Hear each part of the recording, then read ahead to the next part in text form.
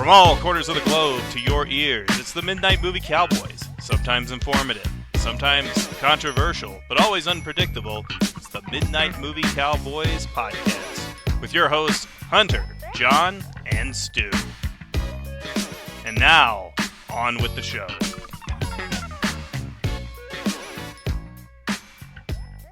Hello, everyone, and welcome to another edition of the Midnight Movie Cowboys. Joining me with his friend John Wick is Mr. Stuart Balk. Say hello, Stu. He's about to shoot me for being late. He's like, there's no time for. John Wick is a punctual man. He's this movie showed us, he's very committed to being on time to things. Yeah, unlike me today. So yes. And then we have John Grace in the Rocky Mountain High of Colorado. Say hello, John. Hello. And joining us from sunny Florida, we got Mr. Garo returning. How's it going, Garo? Feels good to actually not be reviewing a Rob Zombie film. That's all I'll say. So would you say that this John Wick 4 is better than any Rob Zombie film? Because that's open for contention. Yeah. Yes. For sure. The movie we're talking about is John Wick Chapter 4. They're calling it John Wick Chapter 4. They're not calling it Chapter 4 Baba Yaga, are they? I keep seeing that on some of the posters, but do they? I'm not exactly sure about. Chapter 3 was called Parabellum. You know, no, it's not called Baba Yaga. They had like a Japanese term, but they said it was too much of a spoiler, so they didn't do a subtitle under it. So Baba Yaga is just a character poster, and it's like Baba Yaga. Did John Wick Chapter 3 even need Parabellum on the title? No, probably not. No. I mean the second one was just John Wick 2. You know. Yeah. But yeah, it was. I think this is the first movie from 2023 I've actually bothered to go to the theater to see. I've been to the theater twice in 2 Sundays in a row, and again this Sunday. So it's really. What did you see? So first week I had to sit with my all the family went because the wife scored stupidly cheap tickets through our motor vehicle company. So I had to take my youngest son to see Ant-Man and the Wasp and the whatever that title's called with my 11-year-old, and they all went and saw Scream 6, the rest of them. And actually I gotta say, I didn't mind that Ant-Man. It was all right. I heard horrible reviews, and I thought, well, it ain't great, but it ain't the worst thing I've ever seen. I mean, it's better than Spy Kids 3D. I like Spy Kids 3D, man. I really like it. It's the 3D in that film is insane. So it adds a lot to what it's lacking in content. Not as good as Jackass 3D. That's nothing is really good 3D. Yeah. And then last Sunday, so that was 2 Sundays ago. Then last Sunday, I went with the wife, my 16-year-old, and my 13-year-old, who got in to see John Wick 4 only because he's 6 foot and looks like he's about nearly 18. So he got in very easily to see that. While the other 2 boys went and saw Shazam. Yeah. Oh. Well, and this Sunday I've got one more ticket I've got to use, which I've got to score. Can anybody recommend anything to watch? So I've got to cash this in tonight for a Sunday screening. John Wick again? No, I've seen it. Yeah. I mean, it's tempting, trust me. But I might go see Scream 6, I think, before it goes off theaters. But yeah. Yeah, I saw that. If you're down for okay movies, Operation Fortune and 65 are okay. They're not great. Yeah. They're not really good. But they're try okay. one of those then. They kill the time, Operation Fortune, is it? Yeah, it's the Guy Ritchie movie with Jason Statham and Hugh Grant. I just saw it yesterday. I'm already forgetting. Operation 4chan, is that what it's called? I thought it was Operation 4chan. Oh, it should have been. That would have been awesome. Deep Web. Is Peppy in it? Just directed by Anonymous. Anonymous. Beating up memes. That would have been great. Starring Anonymous. Also starring Anonymous. The tagline on the posters feels good, man.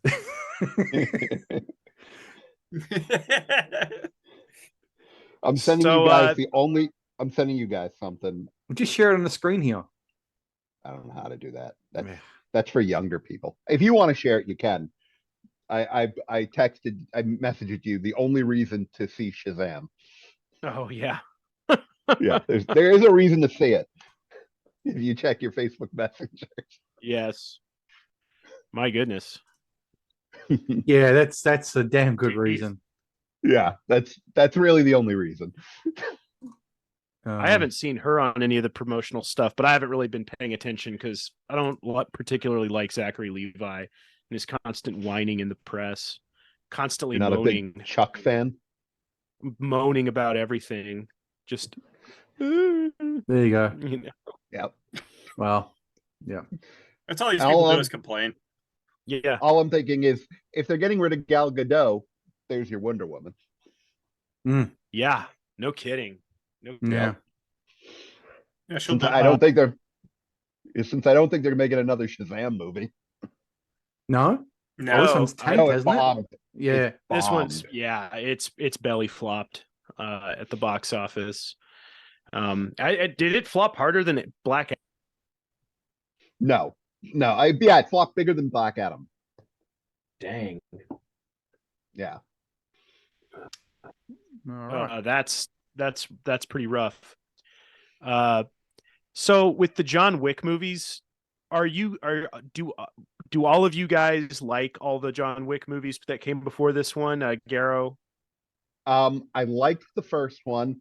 I thought there was potential there. I thought all my criticisms to the first John Wick was I thought they didn't have enough budget to do what they wanted to do. And I thought chapter 2 was a bigger version of part 1 action wise. And I thought they were able to kind of do, and that was what I thought part 1 would be if they had the budget. Then, and I liked it. I liked part 2 better. Part 3 was them just going crazy with the action. And then I liked that even more.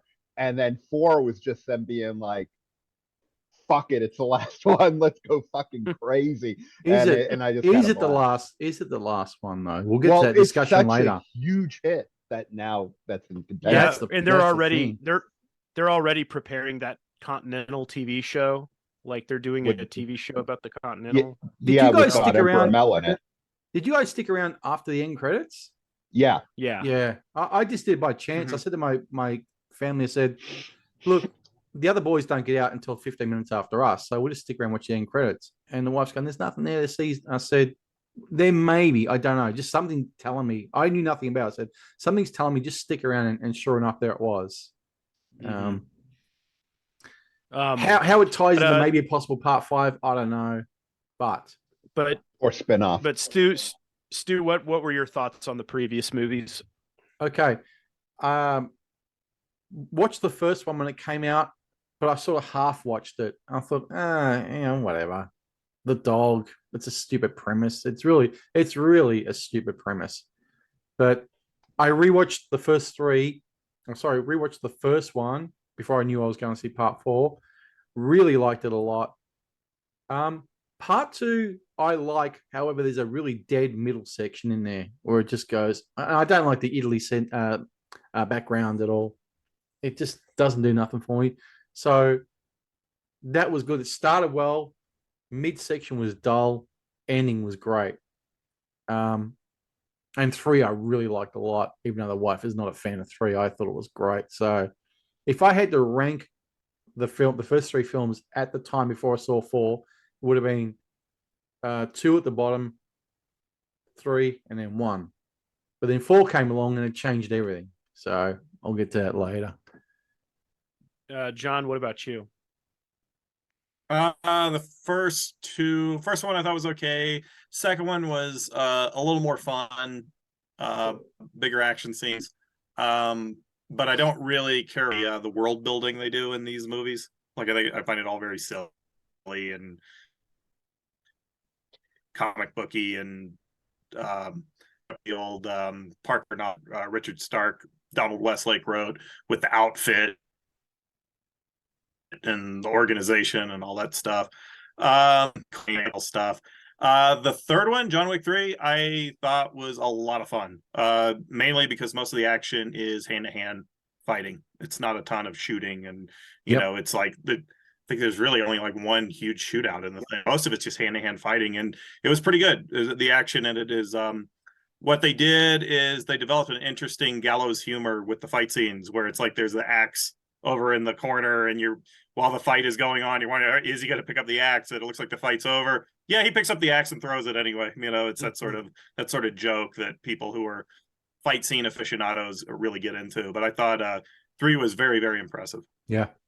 Yeah, I remember when John Wick, when I saw the trailers for it, I thought this movie looks really stupid. Like, who would go see? I just remember having like I'm not going to see this reaction.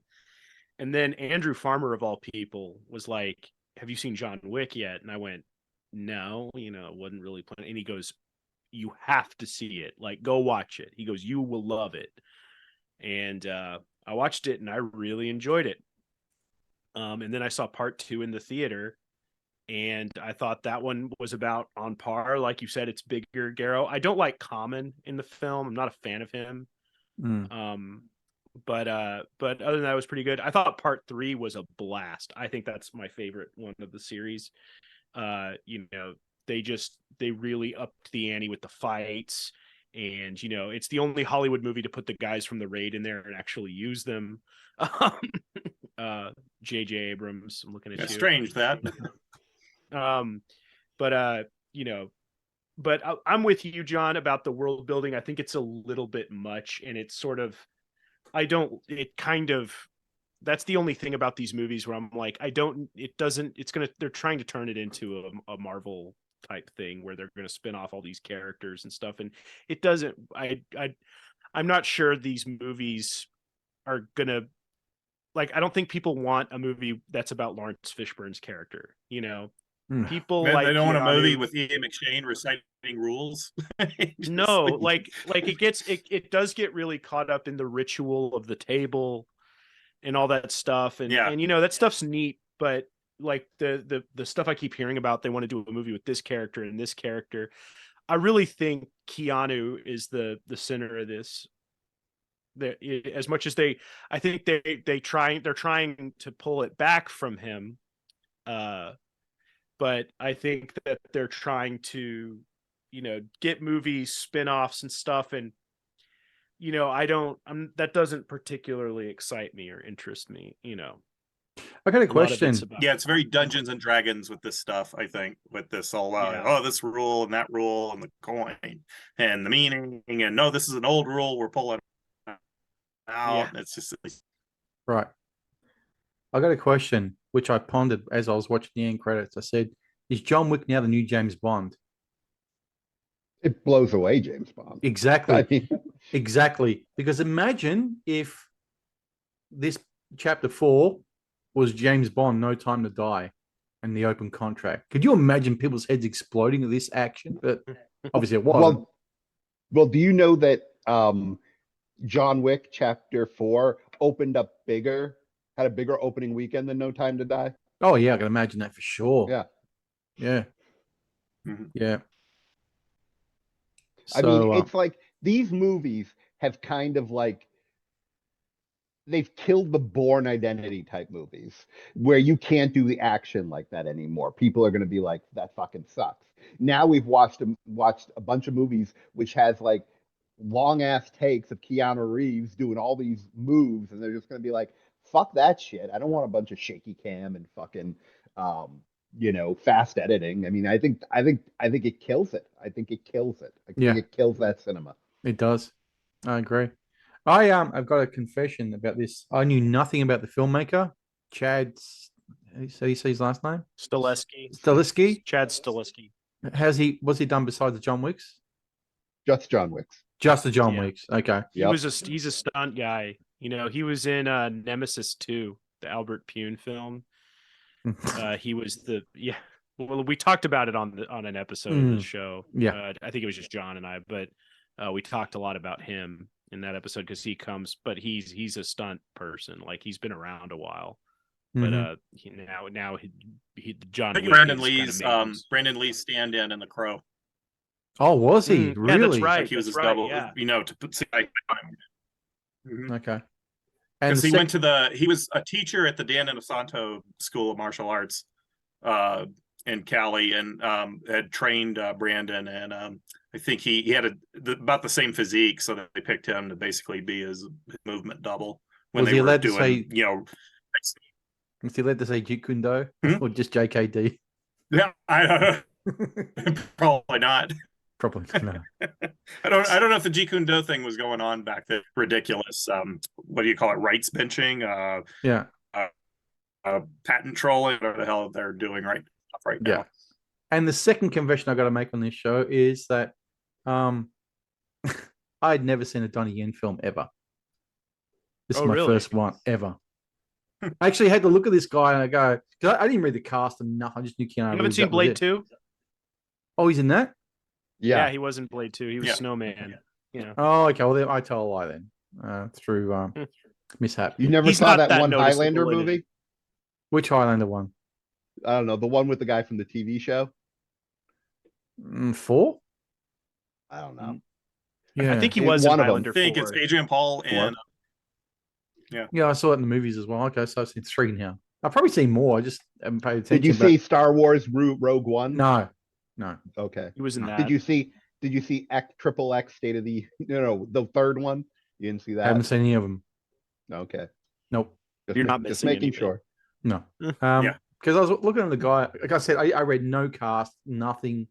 Just knew Keanu Reeves. That was it. Did you see Shanghai Nights? No. Okay.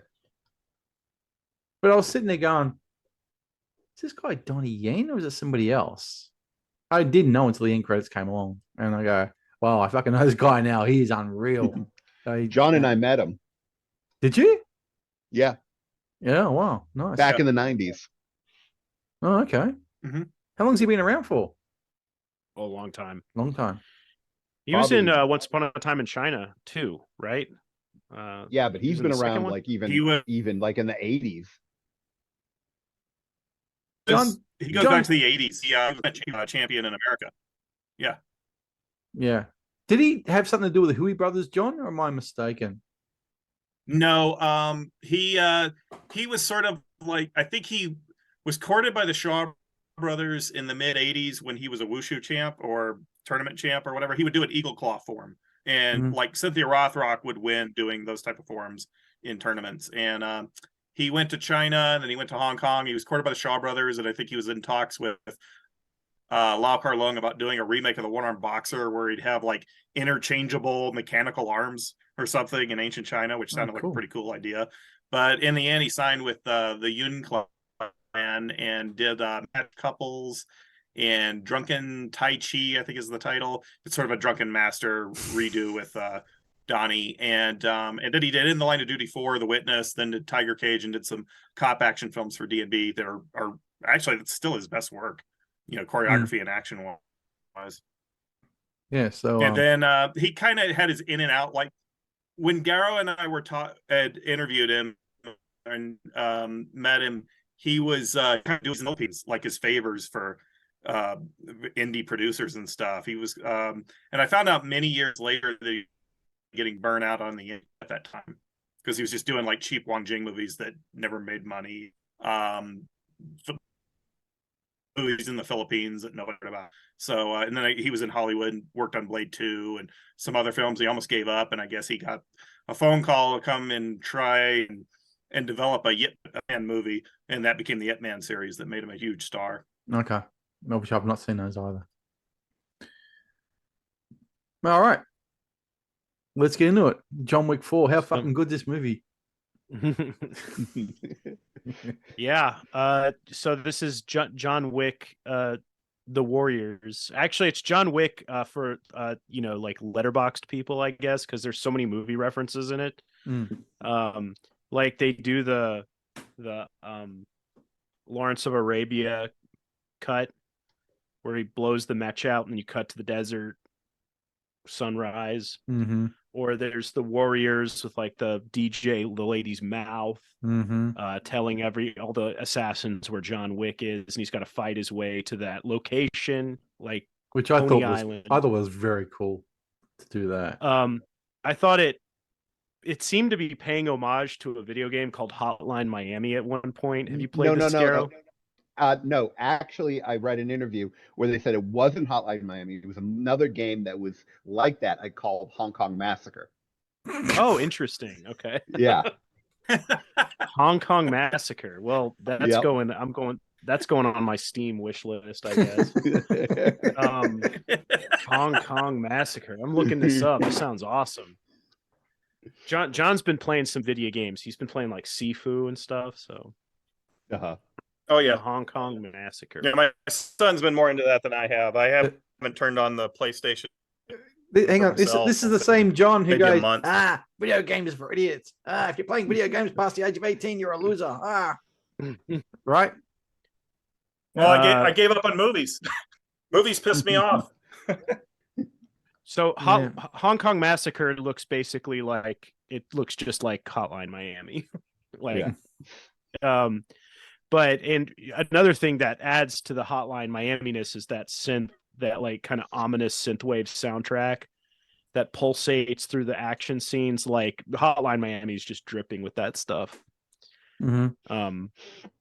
But yeah, I'll have to play some Hong Kong Massacre. I like those top-down shooters that are just really intense, where you get like you have to kind of memorize the level and like go through and clean the place out, and one false move and you're dead, you know? Now this film could have used as a Carpenter Brute score. God's sake, get that man onto the next John Wick film. Yeah, I want this soundtrack. The soundtrack was really good. Did have the other movies, did they have kind of that synthwave style vibe going with the soundtrack? Do you all remember? I don't remember. Don't think so. Yeah. I don't think the second one did. No. Yeah, The first that one was seemed just like that songs. was kind of new, but I could be wrong. Mm. Yeah. But yeah, it's also much longer than the other ones. I don't remember the other ones being like 2.5 hours. I was going to ask you, No. what do you think of the 2 hour, 50-minute running time? I didn't notice it. At first, I thought, oh, Christ, I'm going to sit through a nearly 3 hour film. Yeah, you don't notice it. It goes don't. by that fast. It's ridiculous. Yeah, I'll say I do kind of wish it was shorter, but at the same time, like it is a pretty brisk pace, you know.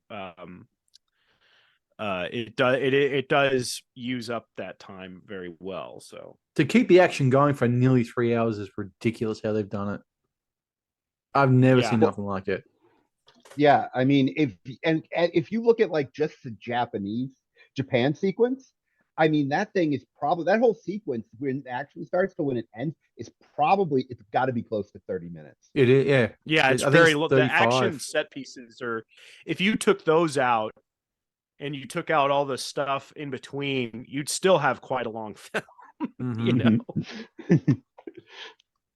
I mean, it's just when I've heard people saying that they take their girlfriends to the movie and they're like, do these action scenes ever stop? It's like they're not into it as much as us guys are. No, another wife But loved yeah, it. I mean, the thing about it is the movies are just like a procession of violence. Mm. And I think one reason people like them is they don't really breathe for long enough to for there to be anything kind of like there's no like political crap shoved in there. No. There's nothing where it's trying to socially engineer you or program you somehow. It's just it's kind of it's just action and violence the whole way through. In other words, It's Disney just- doesn't have their hands on it. And I think It's that's one just reason these are popular. It's just almost 3 hours of toxic masculinity is Yeah. what it is. It really is. Exactly. Isn't it funny? But, Sorry, you Hannah, know- I just need to raise this point real quick. Isn't it funny that the two highest grossing films, save for Avatar, which is always going to make money, two highest grossing films of the last, say, 6 to 8 months were Top Gun Maverick and John Wick 4. mm-hmm. And what are they? Just covered in toxic masculinity throughout the whole film. Well, and like, you know, I know I've seen some people kind of complain that you know, John Wick, it's like well, like it's all we get, you know, in terms of this kind of movie. Good. And who that we should be getting more stuff like this. But yeah, it's these movies do really well because there's such a absence of it that whenever people get something like this that isn't trying to socially program them and, you know, do these mind control type things on the audience, it's exciting, you know. And I know people go, oh, you know, Top Gun's like jingoistic military propaganda, whatever, I don't care. Well, you did know, you see? I just saw an article talking about what you were just saying, that Barack Obama, just had like dinner with like, or had a get together in Los Angeles with the guy who plays Creed. What's his name? Michael B. Jordan. Yeah, Michael B. Jordan. The Chinese guy and the big homo who did Everything Everywhere All at Once. Oh yeah, Daniel Kwan is his name. Yeah, yeah.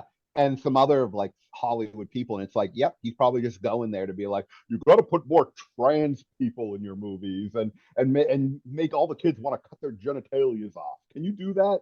Can you put that in your next movie, please? Like we did with Michael. Yeah. Speaking of Garo, guess who was in Melbourne 2 nights ago doing a speaking tour? Paul Hogan. Barack Obama. Ugh. Yeah, I know. Yeah. Ugh, I feel bad for you. Yeah. I feel bad for all the he said he was in Melbourne. Mm-hmm. Are there any like bathhouses in Melbourne? Yes, there is, actually not far from where he was at. Then he probably had a good time. He probably I'm picked sure that he did. city specifically for it. Yeah. It was Barry away to the St Kilda bathhouse afterwards, which is like a 10-minute drive or some shit from where he's at.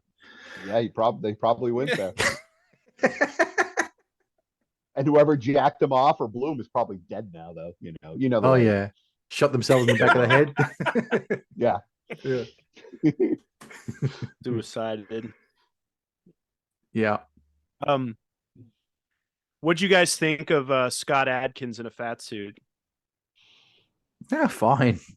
It was great. I wonder if him and Donnie Yen. That was one of the highlights of the movie for me. I wonder if him and Donnie Yen actually talked about, because Donnie Yen back in 2020 did a movie called Enter the Fat Dragon where he was in a fat suit. So I wonder if he was just like, hey man, I've been there, you know? And so was Donnie I got Yen the just vibe. doing... I got a strange vibe from the fat suit when he started throwing kicks and everything. And also with Donnie Yen being blind and doing stuff with his cane and everything. I almost wondered if Stahelski was making a statement like, this is what you don't get right about Daredevil in movies and TV. Because in the comic books, Kingpin does all these things the fat guy can't do. And like he uses martial arts, or he's incredibly tough. And in movies, in TV, they don't portray it. It's just Vincent D'Onofrio mugging the camera, or who played him in the Ben Affleck movie. He's just like a big, strong guy. It was Ben Affleck. And Michael. Here they got Michael. It was Michael Clark Duncan. Yeah. Michael Clark Duncan. But like they did it with strong, muscular guy. Yeah, they had a fight he's not scene. A fat guy. Like in the comic books, he's a fat guy who moves fast and strong and everything. And then the way Donnie was doing lean and the kicking and punching, like doing Wing Chun in one guy's face and everything. It's like, well, that's more like what I picture Daredevil fights being like. When I read the comic book when I was little, thinking, well, they'd be like this, they'd be like a Shaw Brothers movie or something, or Kingpin would be moving really fast, but fat people can't move that fast because back in the 80s we didn't think, oh, they'd make these fat suits that were somewhat convincing, but if there was sort of a nod with that stuff. Because I feel like sometimes they do things in these movies to kind of say, this is how this scene should have been done in that film, or this is how they should adopt that comic book. Because I know Stahelski and Keanu Reeves too, they're just geeks for that stuff. Like they even admitted in interviews. There's all sorts of stuff where you get your inspiration from. Yeah. No, I saw some people saying they thought this movie was inspired by Daredevil, and I don't think it is. I think it's... I think just it's the fights, just the two attitude. action scenes, not the movie, not the actual whole movie or whatever. Isn't there a movie called The Blind Swordsman or something to that effect? Zatoichi. Yeah. Oh, yes. Yeah, there. And there's also Blind I was about to Fury bring that up earlier. Blind Fury. No, I was going to bring that up because I felt like Donnie Yen was kind of doing a Zatoichi homage with his character. Mm. Yeah, somewhat. Did anybody have any gripes about the film at all? I wanted to talk about some of the response to what. It was too short. It was should have been 3.5 hours. I wanted more action. One thing I saw a lot of pieces talking about how little Keanu talks in this movie, and they were like, Keanu Reeves only said this many words. That means he was paid $3,000 or something per word. Who cares? Like, he got paid by the bullet. He got paid by the bullet. That's what it was. What? He got paid by the bullet that he shot. Yeah, I know. I was like, bullets. There's more to acting than just talking, right? How many fucking words did Charles Bronson used to say in the Death Wish films? Hardly anything. Hey, Pally. That's it. But all you go see Charles Bronson anyway. No dice. Well, any film with Charles Bronson, not in Death Wish. It was one of those weird, like, slow news day things where it's like, why are we writing articles about how his sparse dialogue, and just felt like very odd to something to complain about or point John Wick's out. Very popular. Find a story, guys. We need to print more about Eastwood doesn't talk much in the Leone films. Doesn't speak much. Yeah. True. Yeah. By the way, did y'all see that Clint's gearing up for his next film? His last one, is it? Yeah, saw that. And David Zaslav is coping and seething over it, at Warner Brothers. Can't believe that Clint got another movie greenlit after he was like, we don't. What do you mean you let a guy do a personal project? What's wrong with you? Clint, who is this guy? And Clint said, "Get out of here." God, this just the dumbest studio, Warner Brothers. Just how the mighty have fallen, I tell you. Run by just the goofiest people. Putting James Gunn in charge of DC. What are they thinking? They'll be bought by Universal in about 3 years, I think. Yeah, they're flailing at this point. So any gripes? Any legitimate ones? The length. Too long for you? Yeah. Seriously, it's like, yeah, I think when you get into the, like I pointed out, I don't like the world building stuff, and there's a lot of that in between the action scenes, and a lot of that stuff could have been cut. I was just looking at it going, this could lose about a minute. This could lose another minute. This, it just doesn't do anything for me. I don't like, Ian McShane is so cool. I'm not a fan, and just hearing him do his routine is tiresome, and Keanu's not saying much, and also there's no real motivation in this film for Wick. He's just fighting to survive, and I guess he's fighting with this old rule to free himself, and and you end up with the ending you have anyway, so what's the point? And whereas at least in the first film, I mean, with the dog, shooting of the dog revenge, that is the lamest, John, that's the lamest story. Oh, I shot the puppy. Yeah, it's an awful act, but based on a real incident, believe it or not. Did you know it was based on a real incident? No, I only found this out recently. Marcus Luttrell, the guy from Lone Survivor, the Navy SEAL, I guess he had bought a dog and kept it in his front yard, and some teenagers drove by and shot it, and he chased them through 4 counties and caught up with them and did a citizen's arrest. Supposedly that's the legend, that the screenwriter read about that story and then did the John Wick screenplay from that incident. But yeah, it is really silly. But the thing is, when you're stretching that into films where it's just really about what Wick is in defiance of the rules of this underground secret club of assassins and escaping them, it's just an excuse and a setup for a bunch of action scenes, which works for the third one just great for me. But with this one was a little trying with the running time. Well, that's why I was kind of saying it. The stuff in Paris where they're going around in a circle, that's all CGI stuff. That's kind of what I don't really want in these movies, and that gets a little annoying. And in the third film, my only gripe was the scenes with the dogs and Halle Berry, and it's all CGI dogs and everything. I mean, it has to be, but it's a little silly. No, that was all real dogs. That was all real dogs that they used in the third one. Now the real dogs. I'd have to go back and watch it again. Yeah. Now the fourth one, they had a little bit of CGI with the dog, like when it was jumping on the car. Yeah, the nobody guy is his dog going around. Did that was like he got hit by a car. I mean, you're not going to stage that anyway. You're not going to have a stunt dog that's going to be able to do all that stuff. Hunter, you Yeah. were saying? What I was going to say is that I said I felt like John Wick, this one's kind of pulling back from him a little bit. And I think it's because like the motivation is running thin. It's because we've kind of forgotten why all this happened in the first place.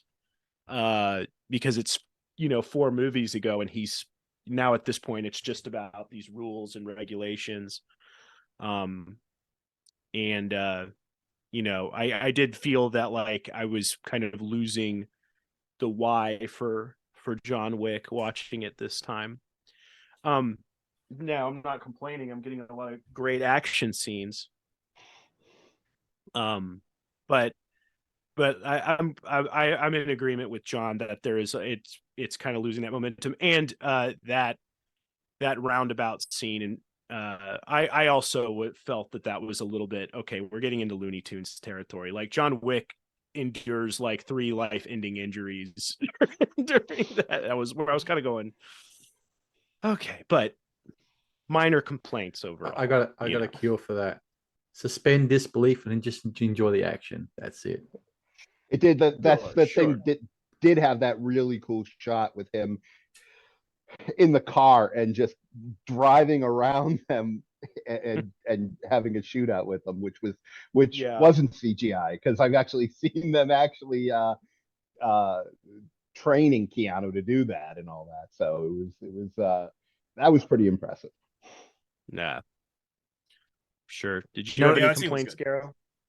What? Did you have any complaints? No, I had so much fun in this movie. I saw it twice in the past week, and the two, and the length of it, I didn't have any problem with it either time.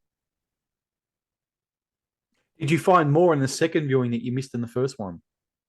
The one thing I noticed the second time I saw it was the Japanese girl.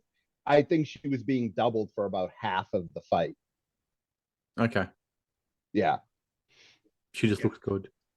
She was. Yeah, because I didn't notice it the first time I saw it. Yeah, it was actually doubled more in this one. And I mean, I can see why he's getting old. Yeah. Yeah. He's in still pretty good bloody shape for 56 or 57, what he is. I mean, I think he's 58. I might be wrong. Oh, 58. Well, there you go. You're getting older. I know you're not going to be able to move that great, no matter how good your training is. But what he does do, for just an actor, he's really for that stuff. Oh, and sure. But I could tell when they went, and you didn't see his face. That's when you're double, who could do a lot of stuff that Keanu can't at his age. So I get it. Yeah. And I'm not really complaining. I don't really care about the whole stunt double thing that much anyway. No. So the guy who played Lance Reddick, sorry, Hannah, the one who died before filming, after, during? No, he died like a week ago. He died last week. Was that all? Ago. Yeah. Okay, last week. I was thinking that maybe he was killed off in the film for the reason that he was killed off. He died during production. They knew he was going to die. They Oh, he was ill. Yes. They did a okay. secret blood they had a test on him. clairvoyant on set. And they had Madame Cleo come on the set, and they said, just for the sake of our world building, so we don't end up with something wrong, they said, can you do a reading? And she said that Lance Reddick was going to die in her thick Caribbean accent. And so they were like, all right, Lance. And they said how. They said, how is he going to die? And she went like this. Oh, no.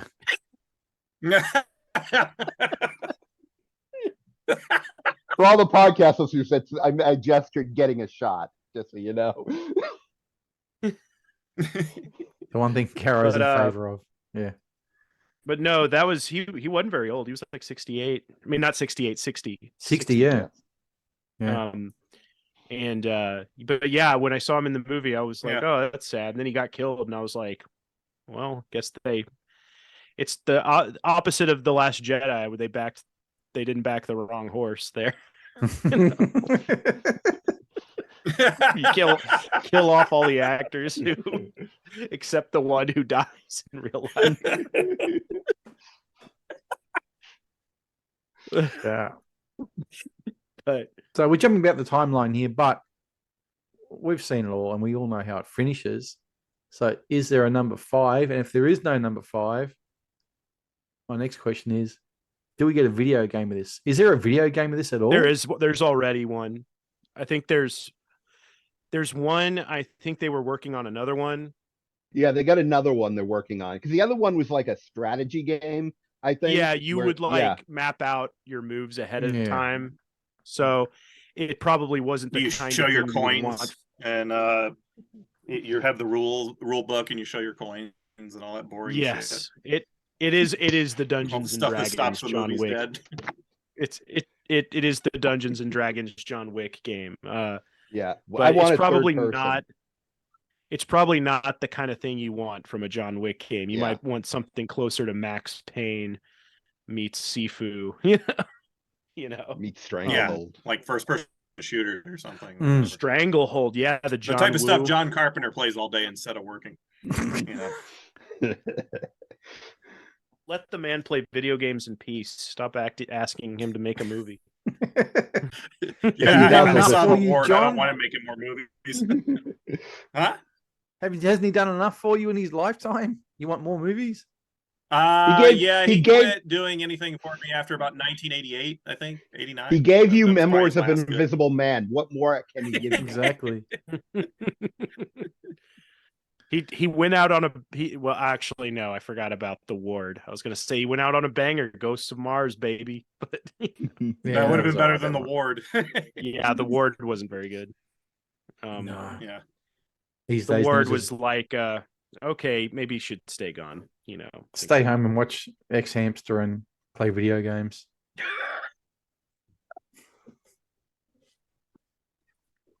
All right. But yeah, I think they're gonna do some spin-offs and stuff. But keep going without me. I just gotta take care of something real quick, fellas. Okay. Right. Well, what did we think of Donnie Yen in this film? Was he well used? Was he underused? I think he was handled great. I think this is his best American role, which is easy to do because most of the American movies don't use him well. Like I thought he was severely underused in the Star Wars movie, just awfully underused. I thought he was great at the acting. Like his character was really good. I mean, now people are just like really want a spin-off movie with him, which is great.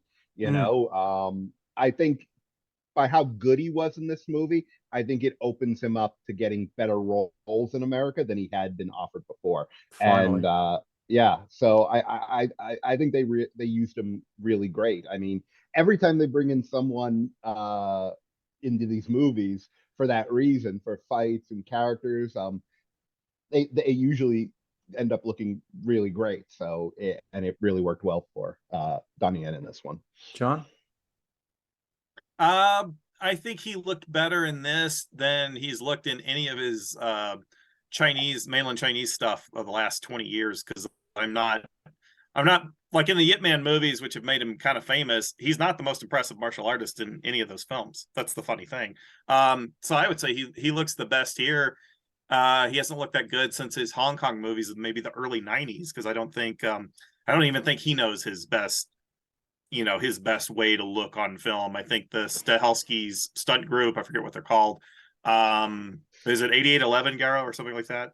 Something like that, yeah. Yeah. I figured he should take some of those guys back with him to China and have them supervise some of his action scenes in his next film, and let's see how they turn out. So because they seem to know how to film him better than he knows how to film himself. So for someone like myself who wants to watch a Donnie Yen film, which one can you recommend that shows off his martial arts skills the best? Tiger In the Cage Line of Duty 2. 4, The Witness. Which one is And it? in Tiger Cage In the Line 2. of Duty 4, Tiger Cage 2. And Okay. Mismatched Couples. Mismatched Couples. Yes. These are Drunken Hong Tai Kong, Chi. Hong You Kong find on films, are they? YouTube. Yeah. Yeah, Hong Kong. Those are all Hong Kong movies. Yeah. He's never looked that great in the mainland Chinese stuff because by the time he broke through, it's like Yip Man. He was already kind of way past his prime, you know, for martial arts movies in those years. It's kind of like Jackie Chan getting big in America after Rumble in the Bronx, and he's already too old. Yeah. What was the movie Fearless? Was that him? That was Jet Li. Oh, Jet Li. Okay. Yeah. Because actually, at the start, I was thinking, oh, was this Jet Li? Doesn't really look like him, though. Because, again, I didn't know who it was until Jet, I think, is almost retired. I think he's quietly almost semi-retired. Yeah. Yeah, the last thing he was in was Mulan, which also had Donnie Yen in it. Yeah. Yeah, Jet Li's kind of done. I think he quietly retired. And he said he wanted to. Supposedly he had some illness. That was the rumor. And he just didn't really feel like working it. Okay. What else can we say about this film? There's a lot in there to unpack. Well, I thought the movie looked beautiful. It was the cinematography in this movie, the lighting, everything looked great. Like, this is probably going to be the best looking movie that comes out this year. And of course, the gay ass Oscars won't nominate it for anything. But yeah, I mean, the movie was like it was gorgeous to look at. Like the compositions and everything. I mean, just A+. Yeah. Garo, you realize if Ian McShane and Lance Reddick had played a gay couple running Continental, if they'd made that explicit, kind of imply it, guaranteed Oscar attention right there. Yep. But it's actually just probably one of, if you're going by just pure action, I think this is probably one of the best action movies that's ever came out in America. Oh, that's the thing I wanted to bring up. There's a lot of contention going around that people are saying this is the greatest action film of all time. And I want to wait till Hunter comes back for that, because I want to get his take on it, because this is still fresh. It's only been out a week or so. So people are still really hyped up from having seen it, or in Garo's case, seen it twice. So how do we feel about this film in, say, 5 years' time? Will it still be that? I'll tell you, it'll all depend on what comes after it. Not of course. Before it. I mean, you look at it, and can you think of like any American movies where you were like, oh, I want to go back and watch it so I can watch the action scenes? You always did it with Hong Kong movies all the time. That's a good point. That's a good point you raised, because I was going to bring up Hard Boiled, which is obviously a Hong Kong film, and there's a film you can watch over and over for the insane action in it, but it is not an American film. But you do that all the time with Hong Kong movies. You don't do it for American films. American films, you rewatch the movies because you like the characters and the story, and the action is just kind of mostly generic in most of these American movies. And like John and I have been waiting forever for American filmmakers to do what Keanu and Chad did with the John Wick series, which is long takes and all that. We've been waiting for that forever, and it's finally, come along. So this is what we thought John Woo would do over here. This is what John Woo would make these type of movies, and he never did. Is that because he was watered down? John Woo. Was he hamstrung by the by the system? The MPAA was on him, and they wouldn't let him, do this type of stuff. That's ridiculous. Well, it's funny because John Woo just directed a new American movie, and the action team that is behind it is the same as the John Wick stunt team. Is it really? Okay. Yeah. Yeah. So who knows? Maybe John Woo might make a good film again. Who knows? It'll be like Bullet Train, which that team also did. Ugh. Nah.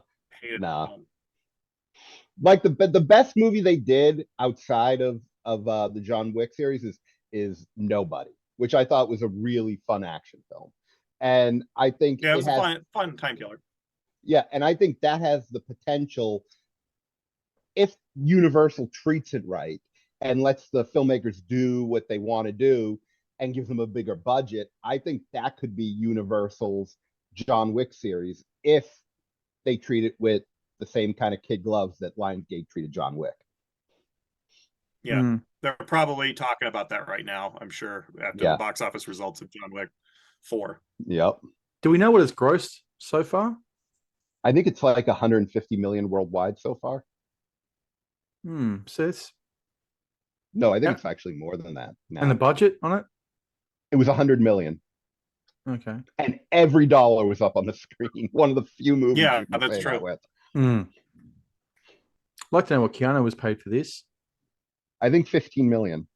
That's pretty modest, really. Mm-hmm. That's pretty modest. And for all the work he does, I think he gets for it. points too, and he gets a producer fee and all sorts of stuff. He makes bank on this. Oh, Apparently, he good. gave everybody on the crew. He gave everybody on the crew a Rolex. According to Jesus. a Scott interview.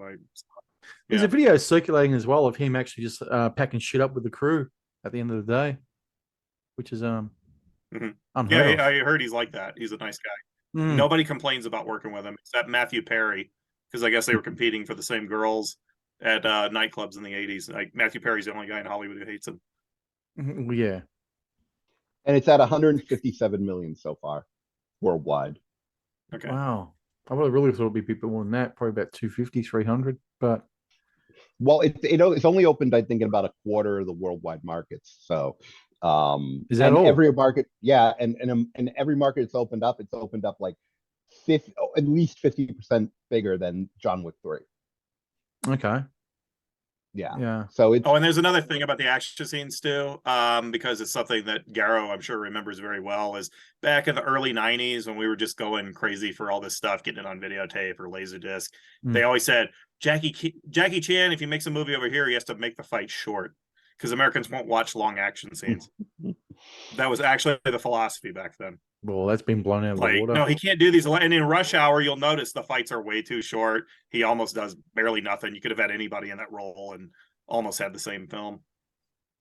It's funny. You watch John Wick Chapter 4. That whole Japanese the Japan section feels like the end of a movie. Like it's that big, and that's only the first action scene. Yeah, and it's like true. Yep. It's just, and you know what's funny is you would hear from these stunt people all the time where they'll be like, oh man, the fight scenes were much better in the movie, but the director, the cinematographer, the editor, they fucked it all up in post and all that. And now you finally have a stunt man going and giving free reign to do what he wants, and we're seeing what they can do. It's impressive, and it has been short-sightedness of directors, right, cinematographers and editors for the most part. These films are basically, you'd have an action film which have, say, one, maybe two action set pieces everyone's talking about. The John Wick films are basically, that's all they are, is action set pieces. It's basically like a collage of the best ones you can possibly get out there, strung together as a film. Well, I heard Chad and Keanu, what they do is, like, they say the movie usually opens last in Japan, so they go to Japan to do the press and everything, and they say they get together and they just write what they want to do, what they think would be cool to do in the next movie, and they just have a list of that, and then they write the script based on that. It's a good idea. It's certainly bloody working. Well, the whole staircase scene, or where he's going up the steps in Paris, and it's like a Roadrunner cartoon brought to life. Oh, like he's the coyote. And he gets to the top, and he falls, and it's like that was the highlight of the movie for me. It's like I thought that whole sequence was fantastic. Who was the There's somebody in there. I saw the name in the credits. I thought, shit, didn't even recognize him. Who was some of the other people in this film? Lawrence Fishburne. No. Hiroyuki Sanada. Yeah, Hiroyuki Sanada was Pennywise the Clown, the Skarsgård running the kid. No, there was somebody else I knew there from something else. Yeah. Although I thought that role might have been intended for Van Damme originally. Seriously, I really thought that might have been intended for Van Damme, and then they changed it when they just hired Like Van Damme didn't want to do it for whatever reason, because it really felt like he was such a Eurotrash little French guy performance that I was like, God, they must have intended this for somebody like Van Damme. Because I could see him and John Wick having a final duel, and it would be an elaborate thing. Did you mean Clancy Brown? Clancy Brown, that was it. Yes. Yeah. Yeah. Well, Stahelski's going to do a Highlander remake, so I could. Oh, no way! That's Are you serious? Yeah, he's got the option to do it. Oh, and it's supposed to star Superman. What's his name? Henry Cavill. Cavill. Yeah. That could work. Yeah. That could work. And he's also working on an adaptation of the Sony PlayStation game Ghost of Tsushima, which is a great game. great game, and I can't wait to see what he does with it. Because it's a great samurai game where you can choose to be like fight samurais or go in like a ninja, Mhm. and it's great. It's a fantastic game, and he's also doing a sequel. He's also attached to a sequel of the Michael B. Jordan Tom Clancy movie. He's attached to direct the sequel to that. The only thing I'm worried about is burnout. He's going to get attached to this. But I'd rather him focus on one Highlander, please, and not get too distracted with other projects. I'm going for Ghost of Tsushima. That's the one I'm putting my money on. So I'm a big Highlander fan. I mean, I even like 2 as much as I dread saying that. I do like it. It's got yeah. I really like Michael Ironside in the second one, so it helps. But the whole planet shit is just. Ugh. But and Endgame I like as well. Highlander 4, I enjoyed that. Saw that in the theaters With Donnie Yen. Yeah, but again, I just didn't pay attention. But yeah, I tell you what, John Wick Chapter 4 is fantastic. Unlike the Kevin Smith cruise. I read that story. I thought it's gotta be a wind up. It can't be real. Who the fuck would go on a cruise with Kevin Smith and Jason Mewes? Cucks. In 2023 or 24 Yeah, when it happened? Cucks and bulls. That seems to be the most who's going there. A bunch of bulls, knowing there's going to be a bunch of cucks there, and the bulls can fuck the cucks' wives. That's it. So when you get in your cabin, there'll be a gag ball and a copy of Clerks 3 to watch, and yeah. John's like, I have to wonder, does he still have the same fandom that he had back in the 90s? That's why I asked. Completely different people? I don't think he does, because I mean, we're talking since Clerks more at Chasing Amy, 97 that was. They're 25, 26 years older in age. Don't know about mentally, but in age they are. And we were all fans, right. And now we don't like them. Yeah. No. Yeah, I can't stand him. So. Yeah. Well, we can go by Clerks 3, how bad it was. Yeah, it was terrible. Mm-hmm. It was really, really, really bad. Yeah. And I used to love his movies. I used to fucking love them, and now it's What would be the last one you watched where you said, wow, I really thought that was great? Maybe the Jay and Silent Bob movie. I think that maybe that. The Strike Back? Or the one from... Or was it Clerks 2? Because I like Clerks 2. Yeah. It might be Clerks 2. Let me hold on. Let me look up the IMDb. Not Red State? No, I hated Red Not Cop Out? Not Cop Out. No, I despise Cop Out. Yeah. That's what brought on Bruce Willis's dementia. Cop Out's a movie that got me into podcasting. Oh, is it really? Well, it was a silver lining. Yeah, because me and what's his name were having like a heated discussion about the movie because he loved it and I hated it. So, and he thought, hey, we should actually record shows of us talking about Johnny movies, wrong. John. That sounds like your old boss. I'm trying. John, I think you're wrong. I was watching Hoogie, but yeah, we did First Class. X-Men First Class is our first show we did after seeing the movie. Then we go over to the radio station and record a podcast. And if you're right, then Hoogie dies. Oh, I'm gonna eat him. You're gonna slow cook Hoogie into a burrito. I'm gonna put him in. I was probably thinking I shouldn't have come back at the wrong time. And cook him for a day. We've reached the laser craze damaged viewing arc of the show. Yes. We're actually just talking about Kevin Smith for a little bit while you were gone. I heard Garo talking about. John said he finally watched Clerks 3 and loved it. Yeah. And he's booked his seat on the rubber dinghy. I'll never see it. Skew cruise for next year.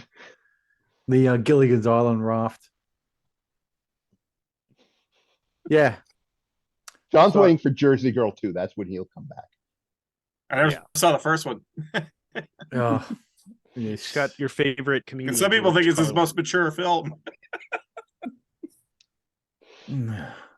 It was him trying to express some feelings in that regard. As opposed to Chasing Amy, which is like his most immature film. Oh yeah, it is. I would agree with that. It's a stupid. I haven't ass seen movie. all of them, but that has to be. Yeah. Mm. So anyway, we brought up the fact of is John Wick 4 the greatest action film of all time? Where a lot of Well, people no, are no, going you around gotta- saying that it is. Yeah, well, let's pull that back. You got to. I think it's not the greatest action movie of all time if you're talking worldwide, movies. I mean, the Raid 2 and The Night Comes for Us, I put that above John You like Wick. Raid 2 better than 1? I like 1 way better. Yeah, I think the action scenes in part 2 are just fucking phenomenal, even better than part 1. Wow. 2 I Yeah. felt just dragged a little bit for maybe half hour too long. Mm-hmm. It needs editing. Yeah. But I think we need to square this off into just America. Cut it to just America. That's too easy. It's some low hanging fruit, really. I know. But if you do it from America, then you got to say John Wick I think chapter 3 and chapter 4 are probably the best American action films. Just for if you're talking pure action. And I know Hunter agrees with me. He just walked away. He couldn't disagree. Couldn't that's take why it. I do that. What about you, John?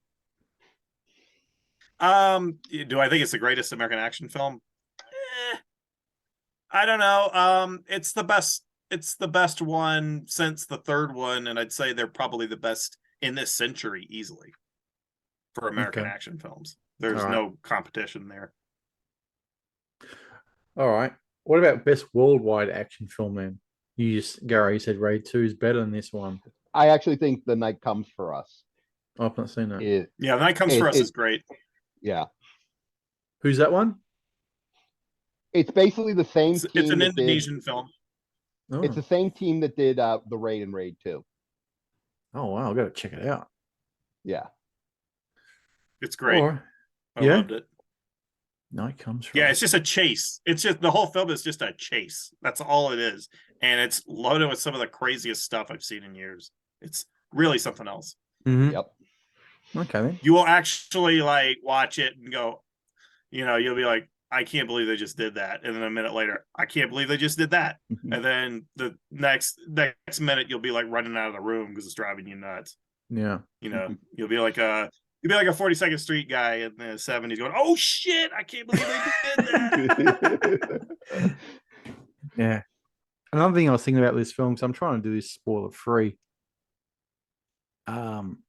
In terms of sequels, of 4 film runs, can you think of any that have had 4 films in a row that have been as good of quality as each other in any genre? Lethal Weapons? No. No. I don't even No, think not the first at all. Lethal Weapon's good. Those have aged so horribly. I hate those. So, wow. Yeah. There's none. Nothing's comes to mind, but I might think of I mean, something. even horror films. I mean, look at Psychos. I mean, the 4th one's not great. Any genre, there's no series I can think of that's had 4 films in a row of high quality as each other.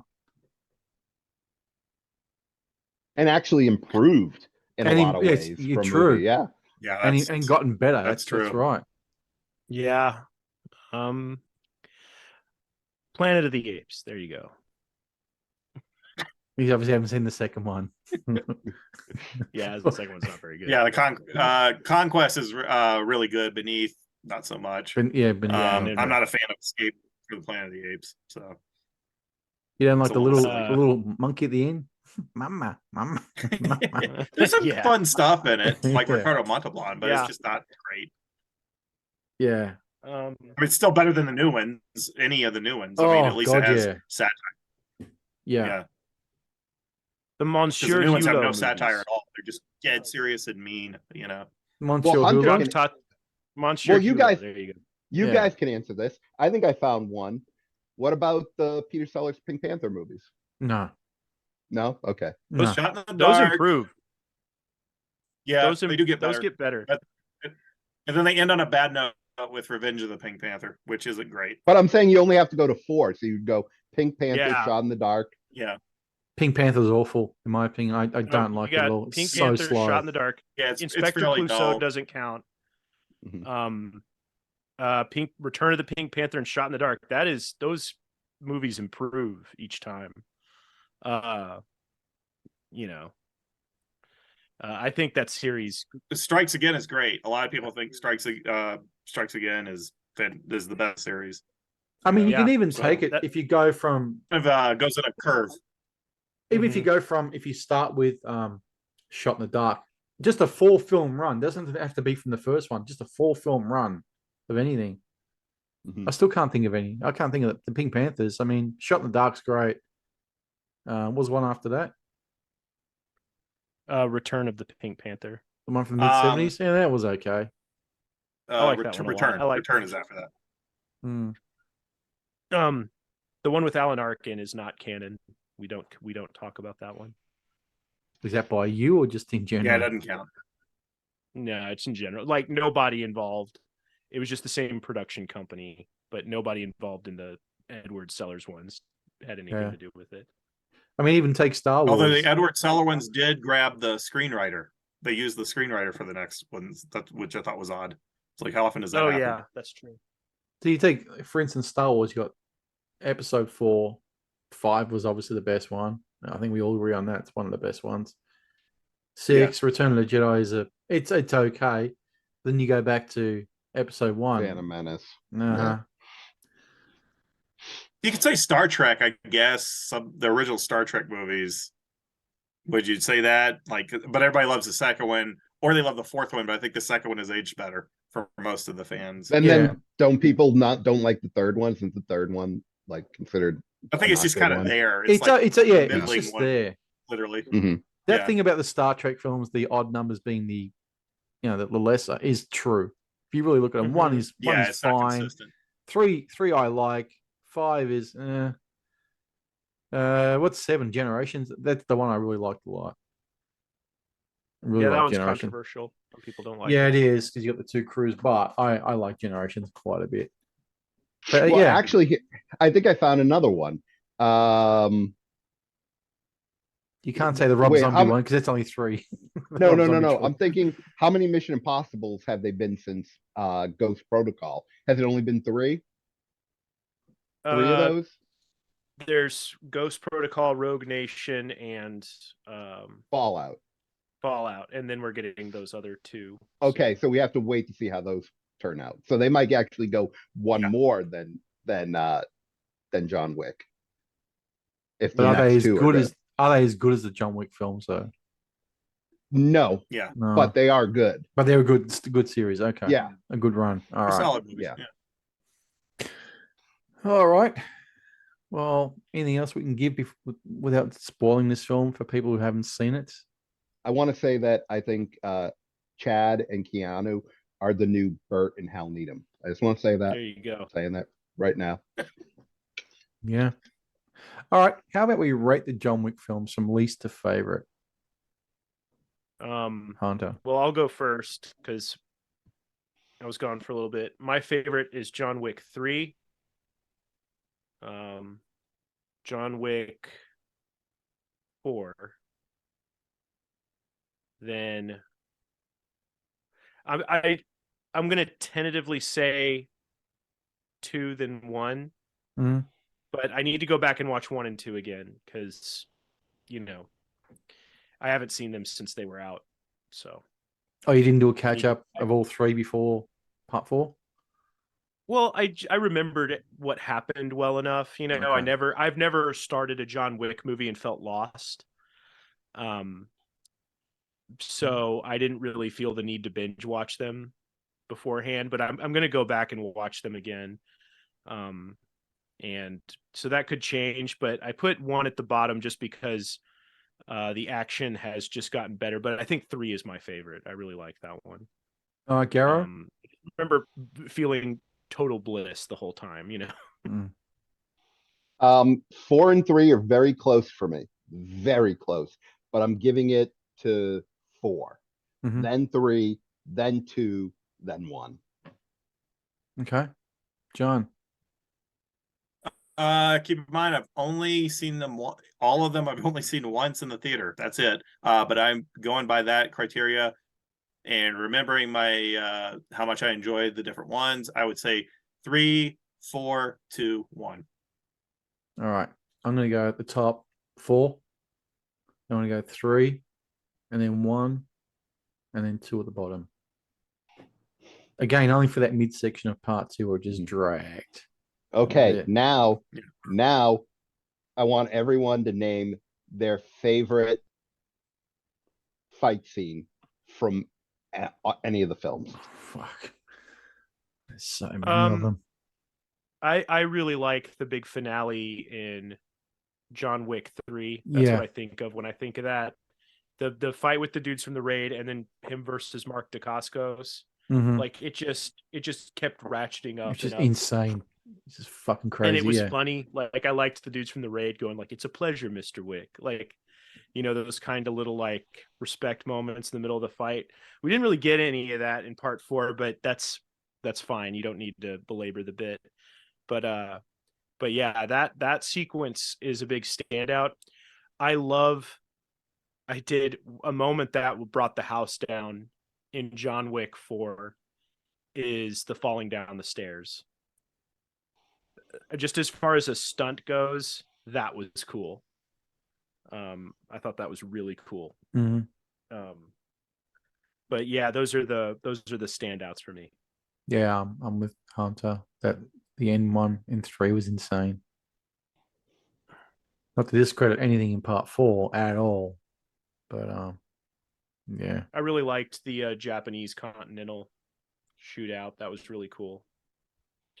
Chad Stileski really likes people crashing into glass display cases. Yes, that's something he really enjoys. If 3 didn't tell you that enough. Yeah. He enjoys shootouts at raves where it takes everybody like 5 to 10 minutes to figure out that there's a shootout going on in the rave. That was strange. Yeah, there was people just getting shot left, right, and center. There's people just still dancing at the rave. And yeah, shit. And eventually they catch on, but it takes a while. But I seem to remember there being a scene like that in John Wick 2 as well. But what I was speaking to one of my sons about that, and he goes, "Dad, they're so blitzed they don't know or care anyway. They're there for the rave." Yeah, I thought that. Yeah, I was just it didn't strike me as unusual. I was like, all these people are out of their minds on ecstasy and cocaine. You know? Yeah, that's right. So that was actually a bit. So John, what was your favorite?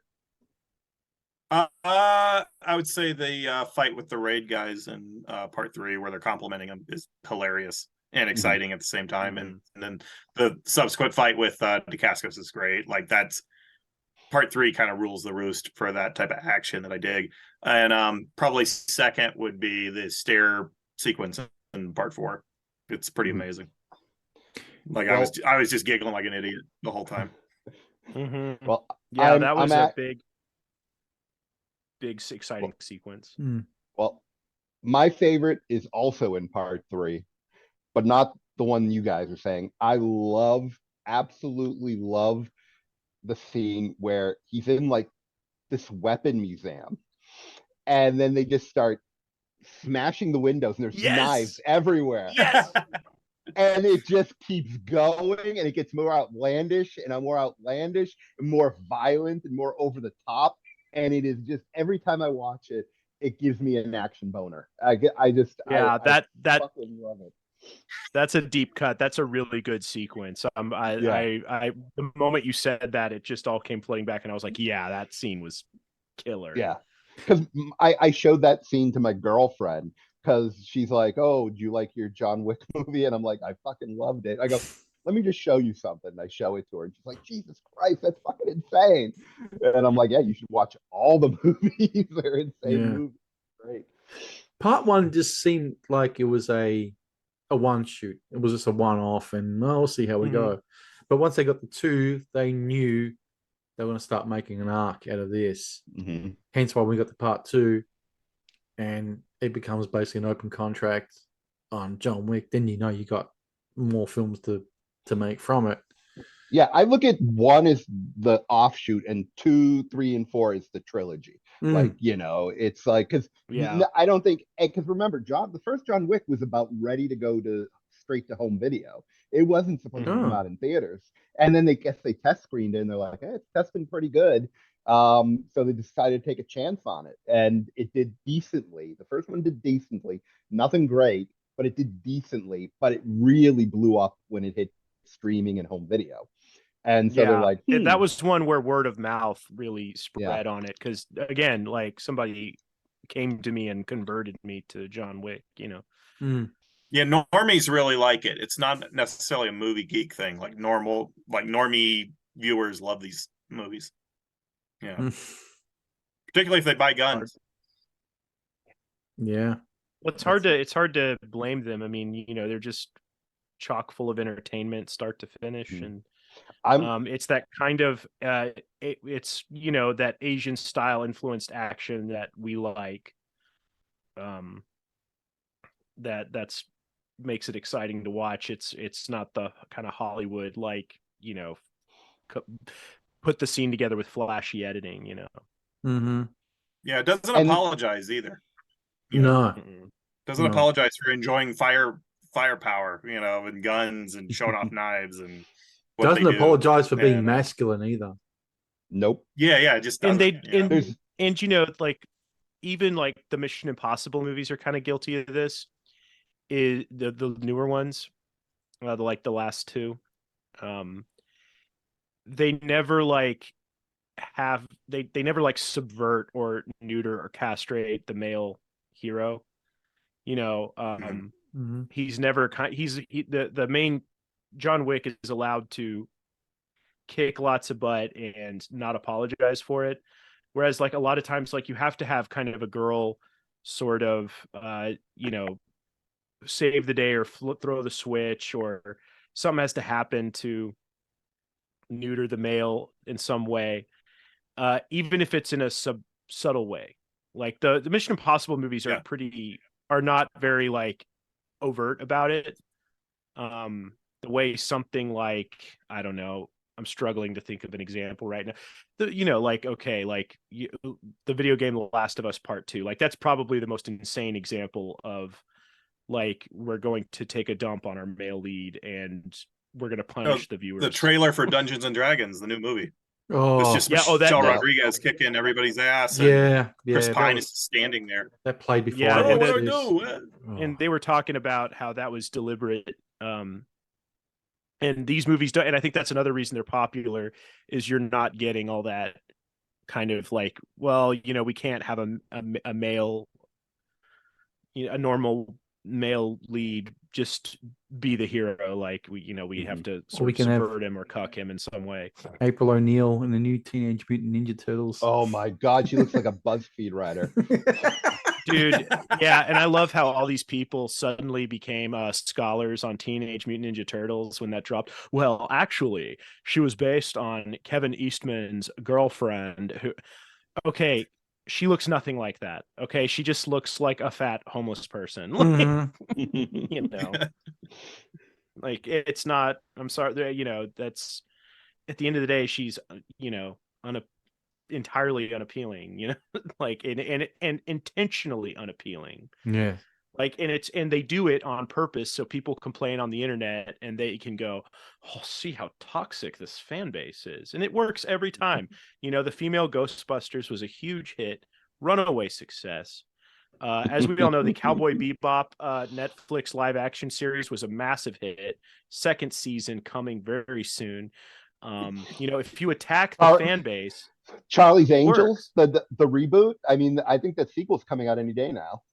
Yeah, Elizabeth Banks, you know, is, you know, that's her last name is justified. She made bank with that. Really? She made bank with Charlie's Angels. Exactly. She made banks.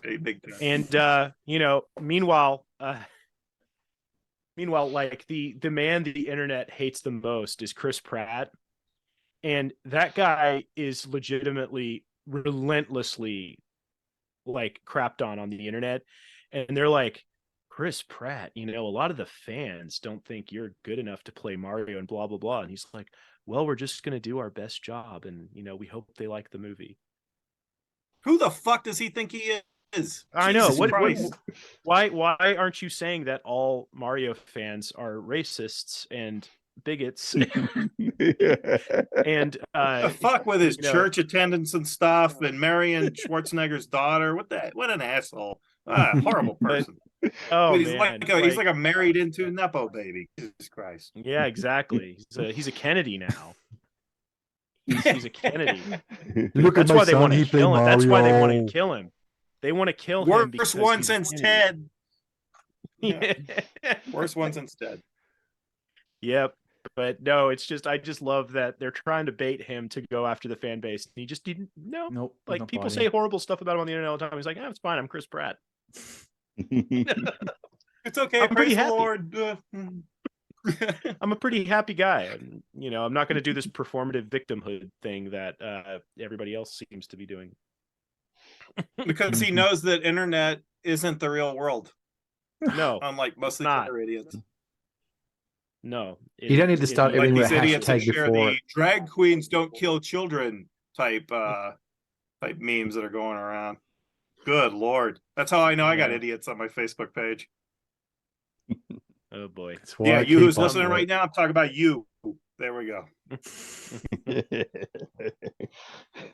All right. Well, do you guys want to rate John Wick Chapter 4? Can I say one thing about John Wick the whole John Wick series as a whole? Is the No. one thing No, stop talking. No, I'm kidding. Okay. No, Garo, The one- this is your show. This is your show. You say what you Okay. want. We don't censor. The one thing I'm very grateful for in the John Wick series is that they cast Keanu Reeves in the movie and not Alec Baldwin. That's true. Good Lord, it'd be a cast of dead people. It'd be like Oh, Crow times 11,000. Jeez. oh man. Yeah, can you imagine? Terrible. I saw people floating this conspiracy theory that he was having an affair with the cinematographer and shot her on killed? purpose to preserve his marriage to Hilaria Baldwin, who's the most annoying woman on the planet. By the And way, that I'm not rumor saying was so. started by fake Paramount on Twitter. No, I heard AJ Benza. I heard AJ Benza saying that. Oh my like, goodness. it's possible that Alec Baldwin wanted to silence her. And I was like, where are you getting this information? That's insane, dude. Alec Baldwin If it was fucking true, killed that would her be for nuts. a reason. He's like, he knows how these guns work. He knows how these guns work, He was in the getaway. He knows He it's a knows how they work. revolver. he was Gotta he was squeeze the but he was fucking floating trigger. that. Just going.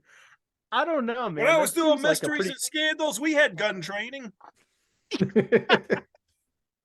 If he'd be covering that story on Mysteries and Scandals if it was still going. Is he even a network anymore? No, he does a podcast. No. No, I said, is Well, he an does he do actual a TV network poker anymore? thing? Yeah, he does. That's Doesn't- true. He doesn't does. he- He does high stakes poker, and records podcasts in his bathroom at his hotel.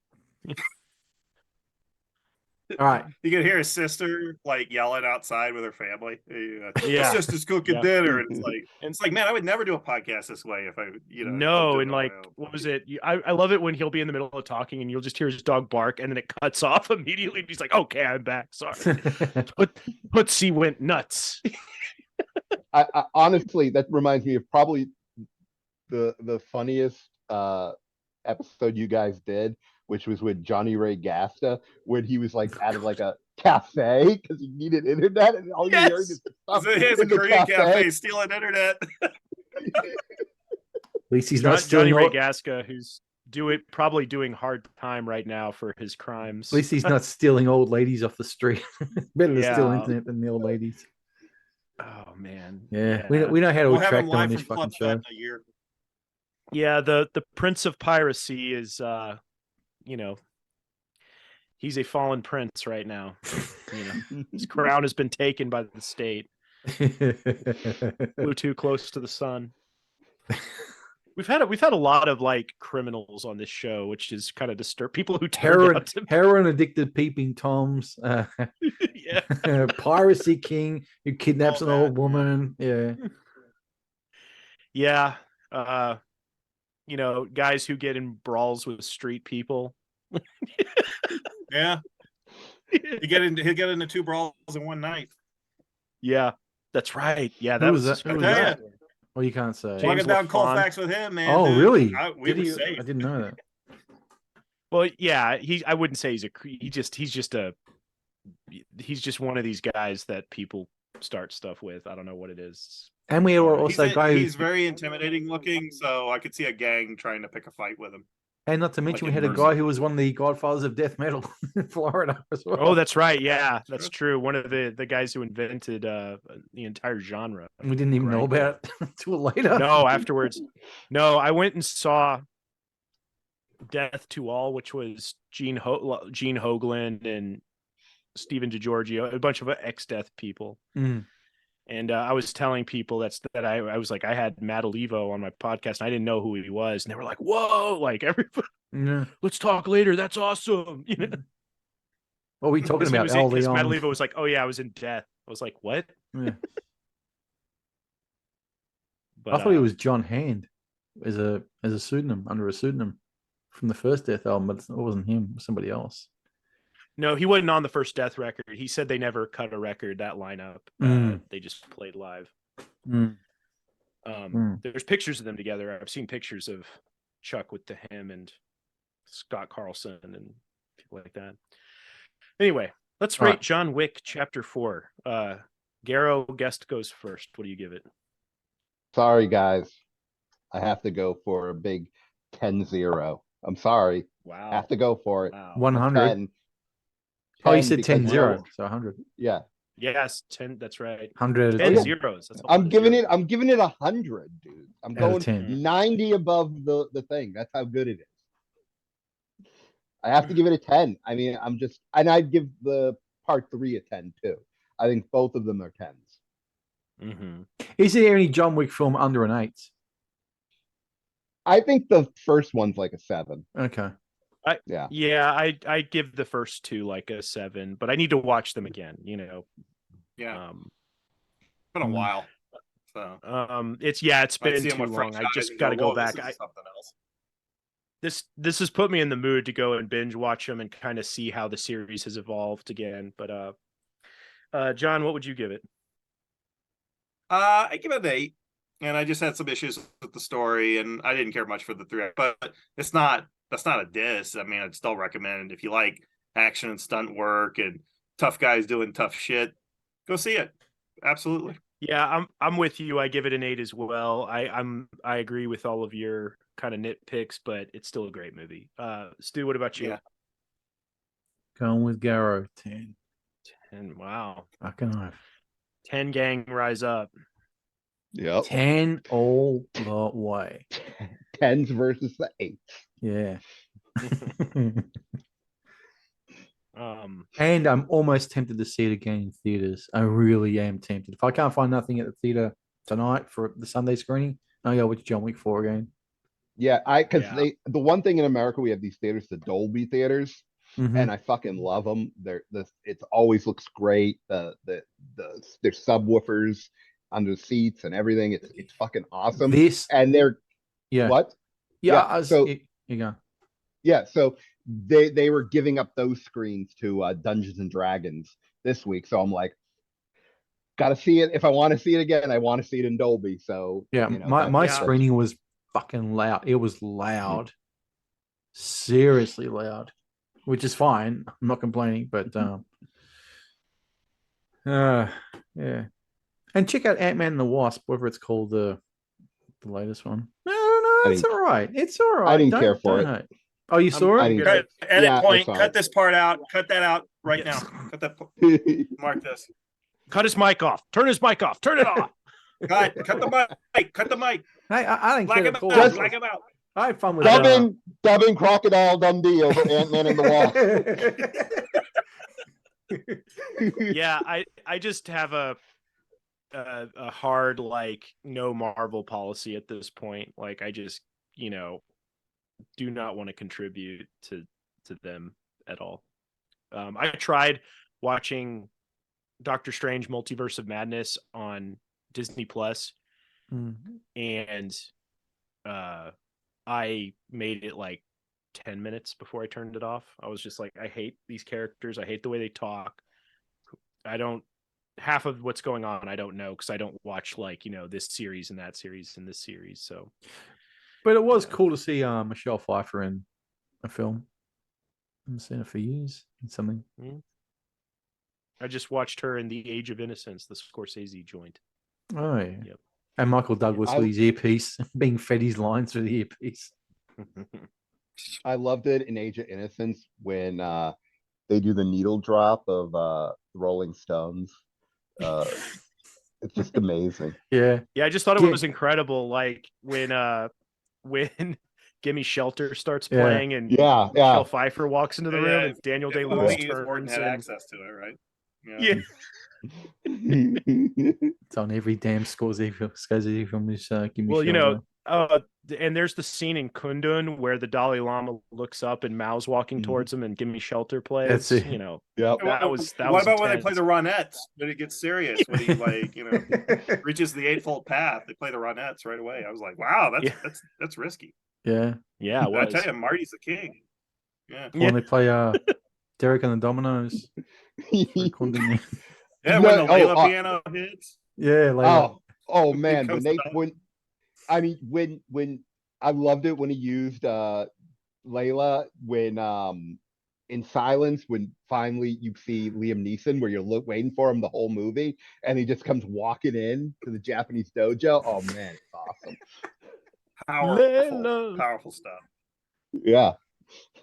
Yeah. All right. Also, I just want to share something. Like after Hunter saw the movie, I love Hunter. He's my favorite film reviewer. And I said, Hunter, after you go see John Wick, send me a little mini review of it. And he texted me this, and I just want to read it. A very violent action pick that keeps you on the edge of your seat and beats you off. This isn't just another action movie. It's one of the best films ever. Wow. Was that my review or Harry Knowles' review? You sent me that. I said, I have to see it. Who wrote that? And was it about Evil somebody Dead, wrote that, but it was about some other movie, right? The new Evil Dead. It was the new Evil Dead. That's right. Oh yeah. Gosh. It jerked him off. Yeah. I read that and I had flashbacks to Harry Knowles' nightmarish Blade 2 review, which haunts me to this day. Harry Knowles haunts me to this day, just looking at him. I swear there were guys in the gym class locker room who were not that disgusting talking about female body parts. That I swear. It's Harry Knowles. He's the king of vulgar talk. Well, when you look like that, you haven't got many options in life. So, yeah, he's just trying to level up as a Chad. Yeah, in his own weird way. All right, guys. The one thing I wonder about, like him and Guillermo del Toro were like best friends. I wonder if they're still best friends, or if he was like, "Get away from me." After everything, I think Del Toro is a very high society guy in terms of who he. I think he makes propaganda films for the oligarchs at this point. Well, speaking of propaganda, there was a thing going around how Donnie Yen's been sort of vilified on the net because of his stance with the Chinese Communist Party. Well, I mean, if you're a Chinese actor, writer, director, you have to be if you say anything that's not pro-China, pro anything, your career is done. So done. Just to give you an illustration of this, the CEO of Alibaba, Jack Ma, one of the rich, powerful man, made a very light complaint about some Chinese policy at a conference. He's barely been heard from since. He's alive. I don't think anybody's seen him. He's been seen like once, but he they basically, if they can do that to him, they can certainly do it to Donnie or any high profile Chinese actor. So, anyway, he can't Wing Chun his way out of that shit.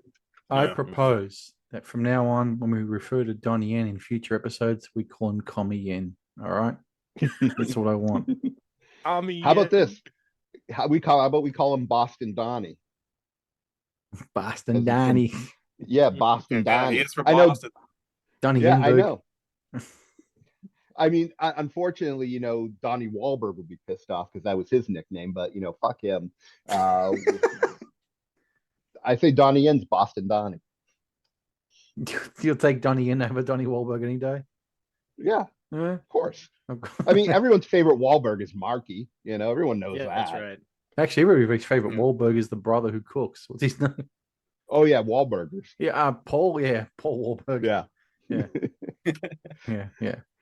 What I would love to I gotta see. run. What I would love to see is Donnie Yen do a Boston accent in a movie. That's my dream. Yeah. You can He'll train do him. it. All right. On All that, right, guys.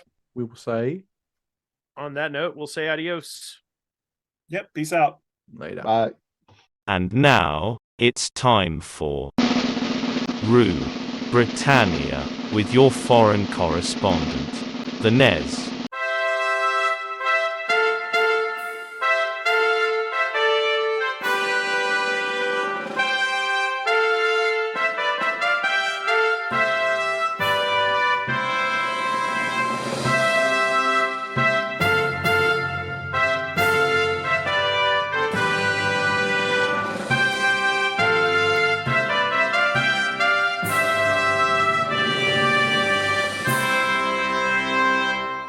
In a move that will surprise nobody other than those who still think that Disney's woke CRTC remake of The Little Mermaid has got legs, and it doesn't, the government's spring budget was unveiled this week with the eagerness of Gary Glitter finally formally being sent back to jail for breaching remission. The usual bulletin points apply: beer up, petrol prices up, tax up, and in the words of Kenneth Anger, fags are up. On the plus side, it's free preschool care for children. That's all. With the Tories banking everything on a free-for-all budget next springtime with a general election over 18 months away, lobby hacks were effectively left with the impression that the Tories were somewhat leaving pre-election bribery, all a little bit too late. That said, no matter, Labour could only really effectively fume at the idea of a left-wing government stealing their fiscal clothing. Two main left-wing parties. What is democracy? To quote Henry Ford, you can have any colour you want, so long as it's black. No thanks. Terror, and this year's BBC charitable Gashfest come telethon comic relief swung back into view with the usual array of Lenten race baiting, woke CRGT brawling, low ratings, and even fewer contributions and donations. Based on the US HBO equivalent, comic relief over the last 25 years has lurched from one scandal and crisis to another. This along the way effectively knocking out any real noble intent it may have actually had since it first started back in 1988. It's all there. Presenters asking viewers not to donate to Africa on the grounds that Africa doesn't want white saviours. Good for them, I just don't want to be one. To allegations of relationships with tobacco companies. And my personal favourite, that the charity sits on millions of pounds of donations and contributions annually and just basically gives money to absolutely just nobody at all whatsoever. Given how the charity was created by Richard Curtis, it may well be his funniest comedy creation since Love Actually, which is to say, fuck him actually. Fun.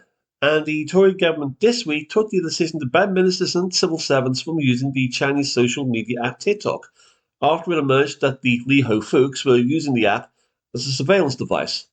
Frankly, with eyes that wide, I'm just amazed that the Chinese could actually manage to find a way to spy on anybody at all. Anyway, all of this will be a setback for government ministers who enjoyed using TikTok to show off their asses in public, boast of writing porn novels, getting caught boasting of faking expenses, and hanging around supermarket car parks in the early hours of the morning with extramarital assignations. The Chinese must have been perplexed. Further notes in passing, Prince William and the Princess of Wales, Kate Middleton, spent St. Patrick's Day, as usual, visiting the barracks of the Irish Guards. Protocol was adhered to as usual. Shamrock was presented, senior officers punched, squaddies pissed, and a regimental Irish bloodhound that frankly was as usual completely baffled by the whole thing. Same time next year. Royal Mail is referred to a government watchdog for non-performance. It's hardly a surprise. The method of handling packages is to effectively drop packages on the tarmac, kick them around for a couple of hours, and send parcels designed for New Zealand off to Argentina instead. And BBC staffers went out on work to rule over plans to close BBC local radio stations. Consequently, news bulletins on TV and radio went off air. And just as equally consequently, the London media's woke level dropped by 50% alone. Nice work. Pax.